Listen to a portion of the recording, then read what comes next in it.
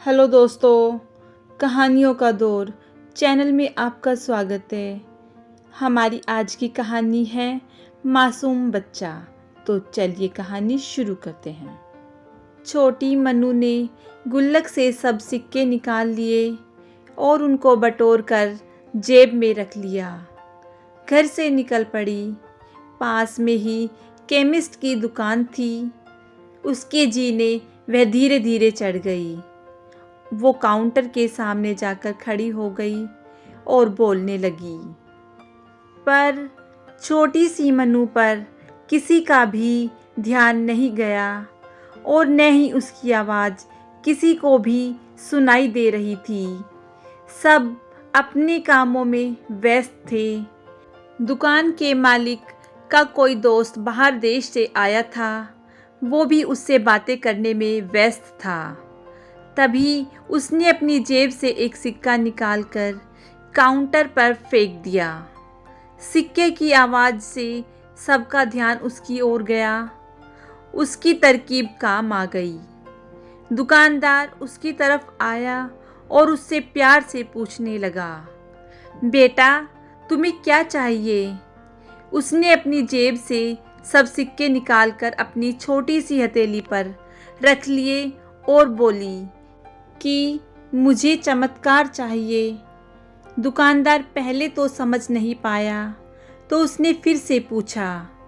वो बच्ची फिर से बोली कि मुझे चमत्कार चाहिए।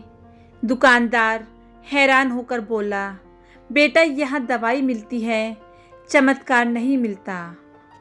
वो बच्ची बोली, अगर यहाँ दवाई मिलती है तो चमत्कार भी आपके यहाँ ही मिलना चाहिए। दुकानदार बोला, बेटा लेकिन आपसे यह किसने कहा कि यहाँ चमत्कार मिलता है?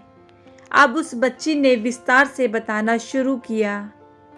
अपनी तोतली जुबान से वह बच्ची बोली, मेरे भैया के सर में ट्यूमर हो गया है।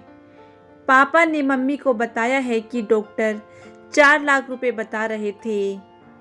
अगर समय पर इलाज न हुआ तो कोई चमत्कार ही इसे बचा सकता है और कोई संभावना नहीं है।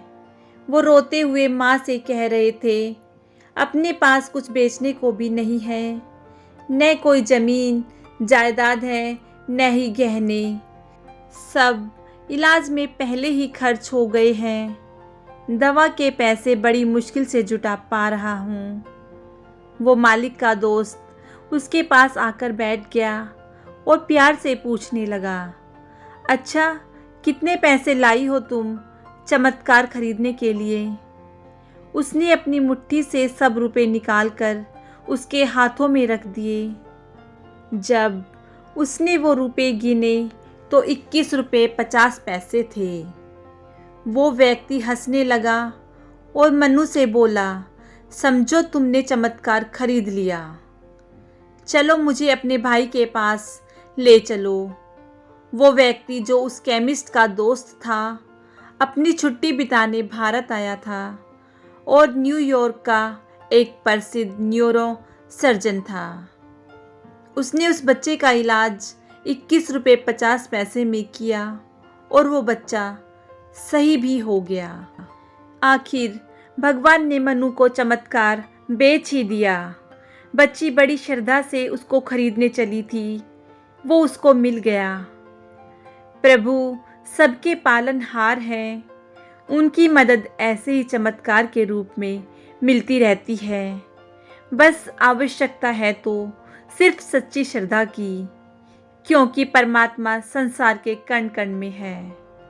दोस्तों, अगर हम सच्चे मन से विश्वास के साथ भगवान से कुछ मांगते हैं तो वो हमारी मदद किसी न किसी रूप में अवश्य करते हैं।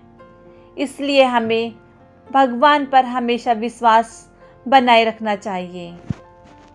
दोस्तों, कैसी लगी आपको ये कहानी? मुझे कमेंट करके ज़रूर बताइएगा।